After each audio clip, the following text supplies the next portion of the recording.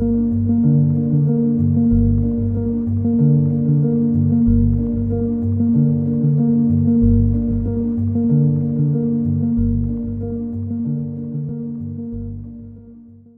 it possible that a rebellion amongst the gods led to the creation of humanity as we know it?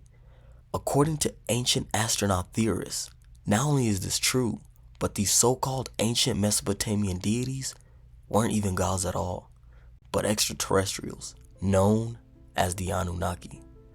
And as Billy Carson puts it, humans created in their image are nothing more than an international, worldwide cargo cult manufactured by these ancient aliens.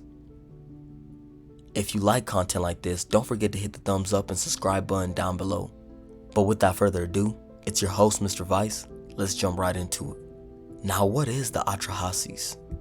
Well, the Atrahasis is an 18th century BCE Akkadian epic recorded in various versions on clay tablets, named for its protagonist, Atrahasis, meaning exceedingly wise. The Atrahasis tablets include both a creation myth and one of three surviving Babylonian flood myths. The name Atrahasis also appears as king of Shuruppak in the times before a flood on one of the Sumerian king lists. The oldest known copy of the epic tradition concerning Atrahasis can be dated by colophon scribal identification to the reign of Hammurabi's great-grandson, Ammi-Saduqa, in 1646 to 1626 BC. However, various old Babylonian dialect fragments exist, and the epic continued to be copied into the first millennium BC. Now I know what you're thinking.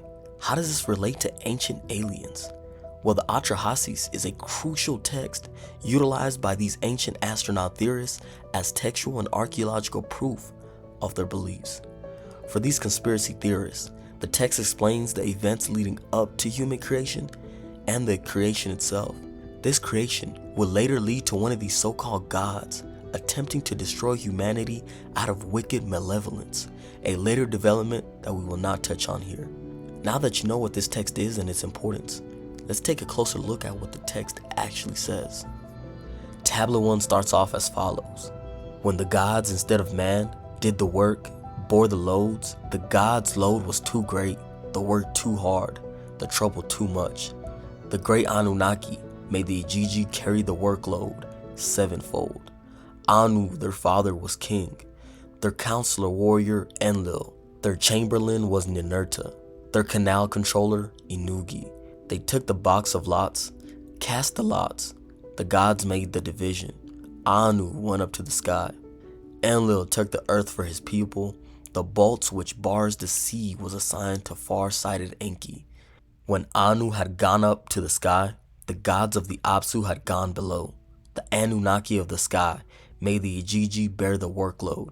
The gods had to dig out canals, had to clear channels, the lifelines of the land. The Igigi had to dig out canals, had to clear channels, the lifelines of the land. The gods dug out the Tigris riverbed and then dug out the Euphrates. Out of anger and after years and years of grumbling and complaining, they rebel and burn their tools. The Igigi approach and surround Enlil's temple to demand freedom from their task. This was very problematic for the Anunnaki. The text continues, quote, Then Aliyah made his voice heard and spoke to the gods his brothers. Come, let us carry the counselor of the gods, the warrior, from his dwelling. Come, let us carry Enlil, the counselor of the gods, the warrior, from his dwelling. Now cry battle, let us mix fight with battle. The gods listened to his speech, set fire to their tools, put down their spades for fire, their loads for the fire god. They flared up. They had reached the gate of the warrior Enlil. When they reached the gate of warrior Enlil's dwelling, it was night, the middle watch. The house was surrounded, the god had not realized. It was night, the middle watch. Ukur was surrounded, Enlil had not realized. Instead of going to war, Enlil summons the Anunnaki, and a settlement is reached. Man will be created to do the work of the Igigi. Nintu, the birth goddess, is called upon to create man. This necessity for slave labor is the same reason given by ancient astronaut theorists for the creation of Homo sapiens.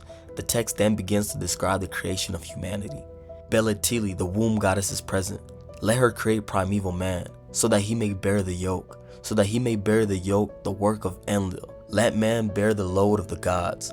Belatili, the womb goddess, is present. Let the womb goddess create offspring, and let man bear the load of the gods. Nintu made her voice heard and spoke to the great gods. It is not proper for me to make him.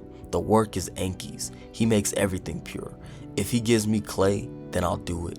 Enki made his voice heard and spoke to the great gods. On the 1st, 7th, and 15th of the month, I shall make a purification by washing. Then one god shall be slaughtered, and the gods can be purified by immersion. Nintu shall mix clay with his flesh and his blood. Then a god and a man will be mixed together in clay.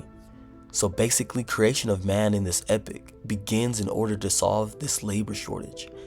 Those last two sentences, Nintu shall mix clay with his flesh and his blood, then a god and a man will be mixed together in clay, is very important. Astronaut theorists claim that these aliens took their own DNA and combined it with the DNA of Homo erectus to create a new hominid. This mixture of clay with man and God is what astronaut theorists believe to be genetic engineering, bringing into existence Homo sapiens. According to them, these events occurred around 300 to 200,000 years ago. The big question for many of us non-believers is, why didn't they use advanced technology to do the work? Well, according to Billy Carson, they couldn't, as they were in fear that it could lead to a conscious AI, in other words, Skynet. You would think that a civilization supposedly a million years ahead of us, according to the same man Billy Carson, would be able to figure some of this stuff out, but nope, they're stuck using the primitive and wrongful method of human slavery. Further in this epic, 7 pairs of male and female humans are born. Quote, she called up the Anunnaki, the great gods, the Igigi, the great gods, spat spittle upon the clay. Mami made her voice heard and spoke to the great gods. I have carried out perfectly the work that you ordered of me. You have slaughtered a god together with his intelligence. I have relieved you of your hard work. You have bestowed noise on mankind. I have undone the fetter and granted freedom. They listened to this speech of hers, and they were freed from anxiety and kissed her feet. We used to call you Mami, but now your name shall be Mistress of all gods. Far-sighted Enki and wise Mami went into the room of fate. The womb goddesses were assembled. He trod the clay in her presence. She kept reciting an incantation, for Enki, staying in her presence, made her recite it. When she had finished her incantation, she pinched off 14 pieces of clay and set 7 pieces on the right, 7 on the left. Between them she put down a mud brick. She made use of a reed, opened it to cut the umbilical cord, called up the wise and knowledgeable womb goddesses, 7 and 7. 7 created males, 7 created females. The womb goddesses were assembled, and Nintu was present. They counted the months, called up the 10th month as the term of fates.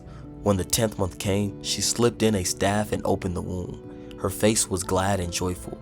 She covered her head, performed the midwifery, put on her belt, said a blessing. Following the creation of man, mankind grows in population and begins to become an annoyance to the gods. 600 years, less than 600 passed, and the country became too wide, the people too numerous. The country was as noisy as a bellowing bull. The god grew relentless at their racket. Enlil had to listen to their noise. From here begins the development towards a flood narrative within the epic, which we aren't going to get to here. I cited everything in the description, so I encourage each and every one of you to go look at these texts for yourselves.